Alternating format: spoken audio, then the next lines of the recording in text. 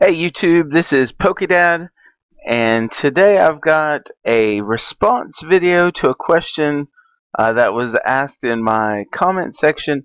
This is in regards to the Raichu deck with the Batline and Shaman EX and Skyfield. It was a profile I did just a few days ago, and I've got a question from David Leung, I believe is how it's pronounced. Hey Pokedad, how would you change this deck if you don't have Shaman EX for draw support? You know, David, that's a great question, and not an easy one to answer, but I will give it my best shot. So I'm going to go ahead and go in, and I've got another deck set up, um, and we'll just take a look at it and see what I did. First of all, let me just say there's a lot of different choices you could do here. And I'll maybe give you a couple other ideas. But the key thing is play test, play test, play test. So I haven't really tested this deck, though in theory it should work almost as well as the Shaman deck. So let's just take a look at it. Alright, so the problem with Shaman is when we get rid of Shaman, when we remove Shaman from the deck, we lose two things. We lose draw power, which this deck was a little bit low on supporters simply because we knew we had Shaman for our draw support. And so we have to make up for that draw power somehow. So we'll talk about that momentarily. And then the second thing it did is Shaman adds bodies to the bench so that Raichu's attack, his circle circuit, can do the maximum damage. So if we have 8 on the bench, we can hit 160, and with a silver bangle, we can do 190. So here is what I did. So let's address the second problem first. How to make sure that we still have enough Pokemon for our bench. So the very first thing is, I had one Execute in play already. I moved this up to 2.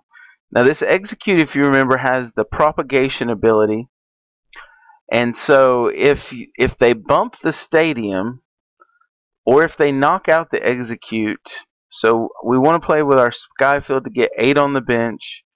If they bump the Skyfield, then we can just discard the Execute to our discard pile, and then repropagate him back into our hand, and then lay him back down on our bench when we get the next Skyfield.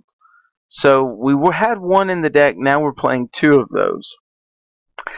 To add more bodies to the bench, we use a 2-2 line of Swirlix and Slurpuff. And Slurpuff also helps us address the second issue that we had, which was draw power. Slurpuff is going to allow us, once during your turn, you may draw a card, and if Slurpuff is in the active, which won't happen very often, but if he is, you can actually draw one more card. So you could draw 2 from Slurpuff if he's in the active. And if you have both Slurpuffs set up, you could be drawing 2 extra cards every turn. This is very useful. It works obviously different than Shaman, but it still allows you to have draw power. The only thing is, Shaman's going to allow you to have draw power on the front end, where Slurpuff you're going to have to set up. But come mid-game and end-game, you'll constantly be having those 2 extra cards to draw. So Slurpuff is a very good alternative, and might I say much less expensive alternative to Shaman EX. I took out 4 Shamans, but I've already added 5 Pokemon. 1 here, and then the 2-2 line of Swirlix Slurpuff. So I had to take some other stuff out. And then Slurpuff doesn't quite make up completely for the Shaman draw power, so we have to rely on adding some more supporters. Now we had 4 Sycamores, and we had 2 Colress, but so that we still had added draw power, and so that the deck is consistent, we add into the deck. And so we have 2 of these, so now we have, instead of just 6 draw supporters, we have 8 draw supporters. So now I've added 3 extra cards, so we had to take something out. I took out 1 muscle band, so we're just left with 2 silver bangles. But again, silver bangle is our preferred tool card because when you attach it to Raichu, 160 plus the 30 hits for 190, knocking out most EXs. And then if you just get a Golbat Sneaky Bite for 20, that will knock out Mega Manectric and Mega Gardevoir.